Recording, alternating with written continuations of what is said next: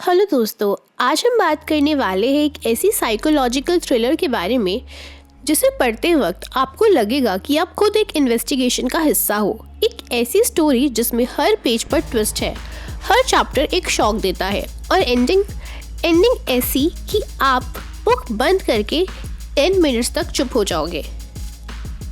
मैं बात कर रही हूँ द साइलेंट पेशेंट की, एलेक्स की एक माइंड ब्लोइंग थ्रिलर जिसे दुनिया भर में मिलियंस लोगों ने पढ़कर सिरहाया है।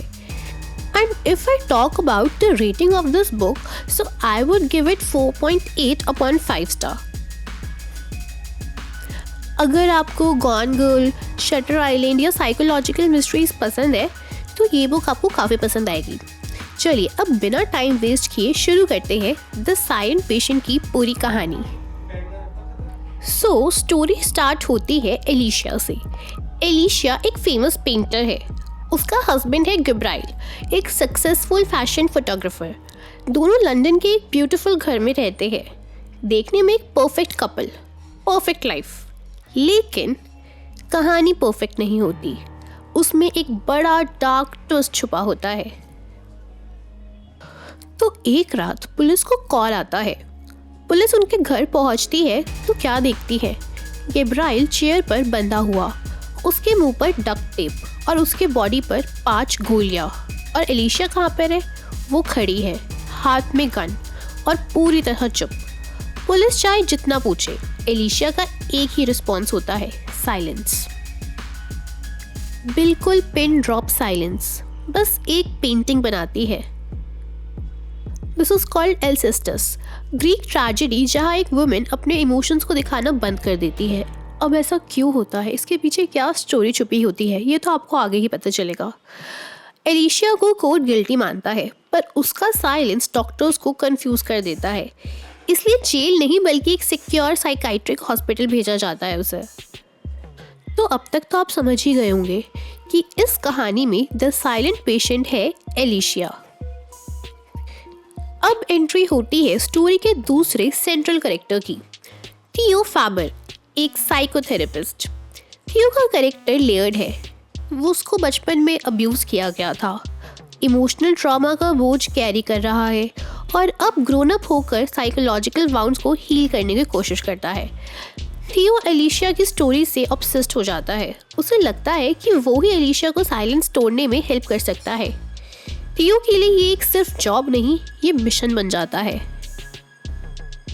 बुक में उसके वर्ड्स कुछ इस तरह होते हैं, I want to save her, पर असली रीज़न कुछ और होता है जिसका पता हमें स्टोरी के एंड में ही लगेगा। तो बने रहिए। थियो ग्रोव ज्वाइन करता है और एलिशिया के पास पहुंचता है।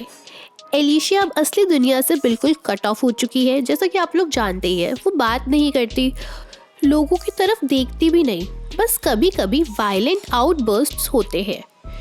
थियो धीरे धीरे उसकी लाइफ, उसके पास्ट, उसकी डायरी को स्टडी करता है और एलिशिया के अराउंड लोगों के बारे में जानने लगता है। तो उसे पता चलता है कि एलिशिया का एक कज़न है पॉल, उसका shady brother in law max, doctor Christian, वो था उसका जेलस कुलीग जो उसके साथ ही काम करता था। एलिशिया की माँ की मौत हो चुकी थी और हस्बैंड गब्राइल, उसको धीरे धीरे हस्बैंड गब्राइल का रियल फेस पता लगता है और फिर थियो को धीरे धीरे क्रैक्स दिखने लगते हैं। एलिशिया का परफेक्ट मैरिज एक्चुअली परफेक्ट नहीं था। अब कैसा था वो तो वही बता सकता है। तो थियो को एलिशिया की डायरी में कुछ शॉकिंग पैटर्न्स दिखते हैं।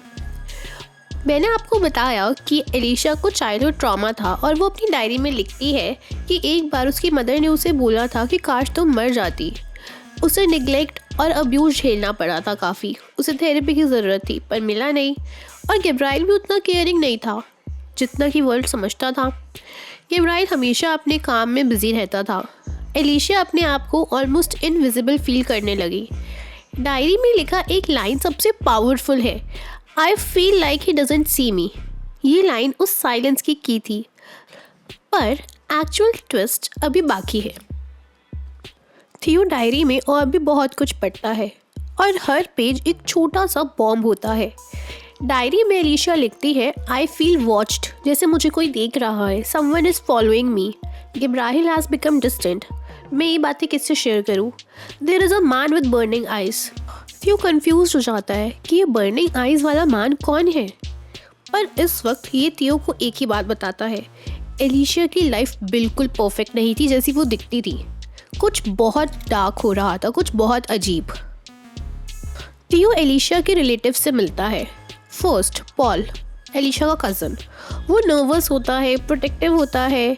उसने एलिशा को कभी मनी लेंड किया था, पर वो कुछ छुपा रहा था। थियो को उसके बिहेवियर से ये बात समझ आ जाती है। पॉल के घर में जब थियो जाता है तो उसे पता चलता है एलिशा के फादर ने कभी उससे जेन्युइनली प्यार किया ही नहीं, बदले में माना you should have died not your mother. ये ट्रॉमा एलिशा के साइक में गहरा निशान छोड़ चुका था। अगली बारी होती है मैक्स की, जो एलिशा का ब्रदर इन लॉ है। मैक्स कन्फेस करता है कि उसे एलिशा से एक टाइम पर प्यार था। यस, वो देवर था एलिशा का and he was in love with Elisha.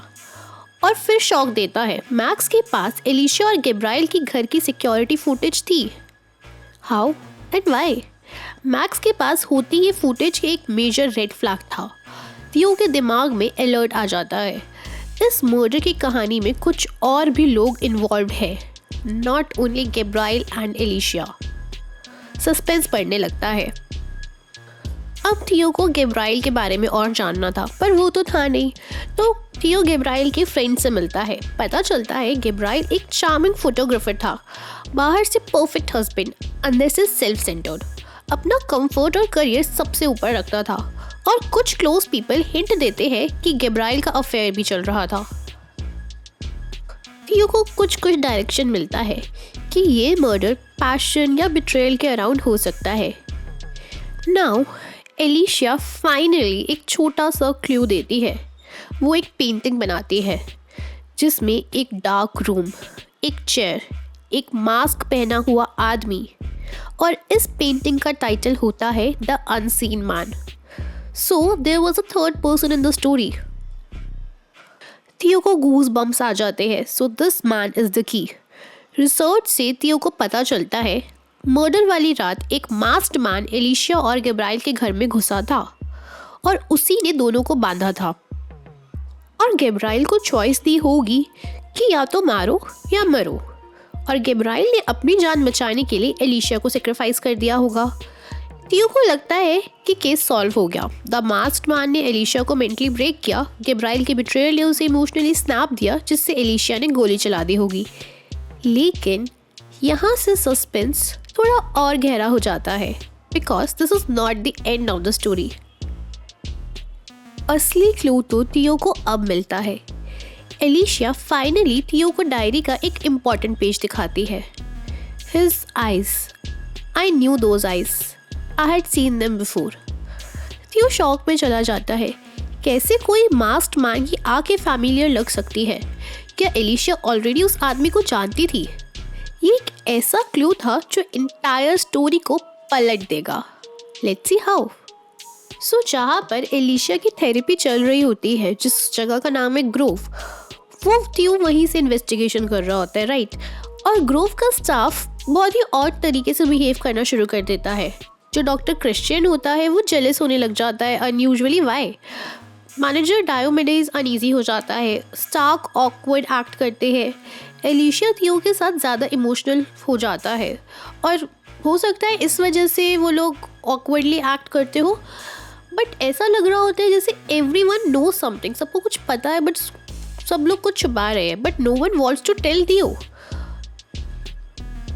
जैसा कि मैंने आपको पहले बताया, थियो इस केस से ऑब्सेस्ड हो चुका है और वो इस केस को कुछ भी करके सॉल्व करना ही चाहता है। एक बार तो एडमिनिस्ट्रेशन सोचता है कि उसको इस केस से हटा दिया जाए, तो थियो उन्हीं पर शक करने लग जाता है।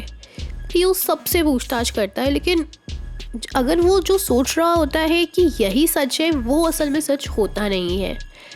Now the final part comes. थियो लेट नाइट एलिशा के रूम में जाता है हॉस्पिटल में।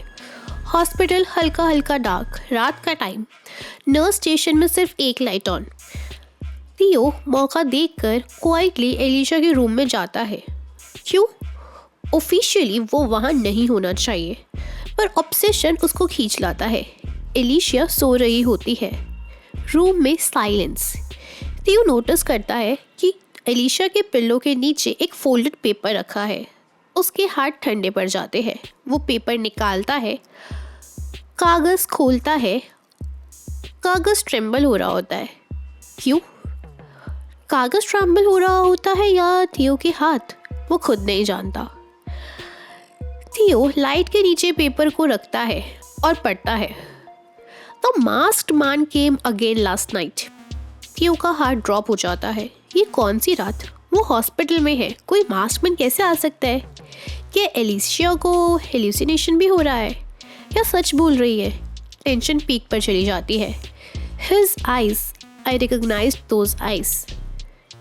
थियो की सांसें रुक जाती है। Eyes recognisable? किसने? कब? कहाँ से?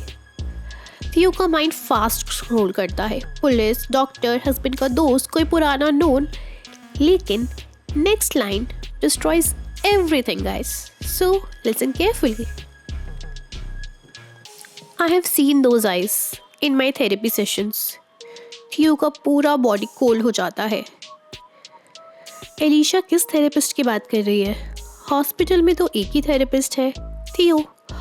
और लास्ट लाइन सब कुछ अल्ट्रा स्लो मोशन में डिस्ट्रॉय करती है। लाइन होती है, the masked man was Theo. Boom.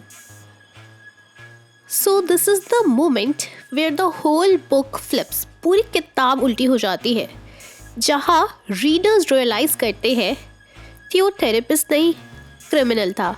Elisha silent नहीं, सर्वाइवर थी। थियो ट्रुथ सर्च नहीं, ट्रुथ हाइड कर रहा था। और एलिशा मर्डरर नहीं, विक्टिम थी। थियो जो इन्वेस्टिगेशन कर रहा था, एक्चुअली वो कवर अप कर रहा था।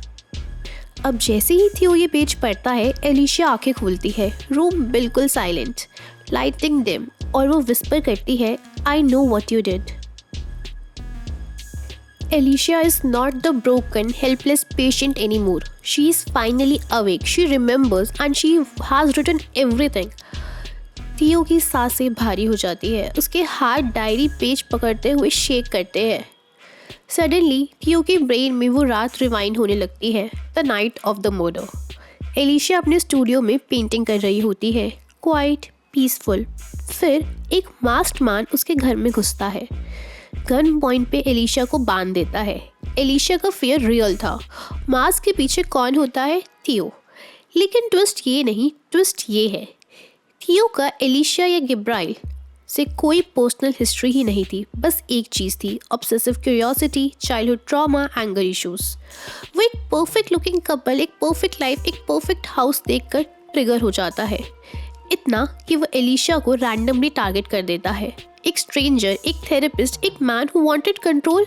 उस रात थियो एलिशा को टेरराइज करता है, उसे बांधता है, उसके हस्बैंड को मार देता है और ब्लेम एलिशा पे डाल देता है। सोचा पुलिस उसे मेंटली अनस्टेबल मान लेगी, case closed and he walks free.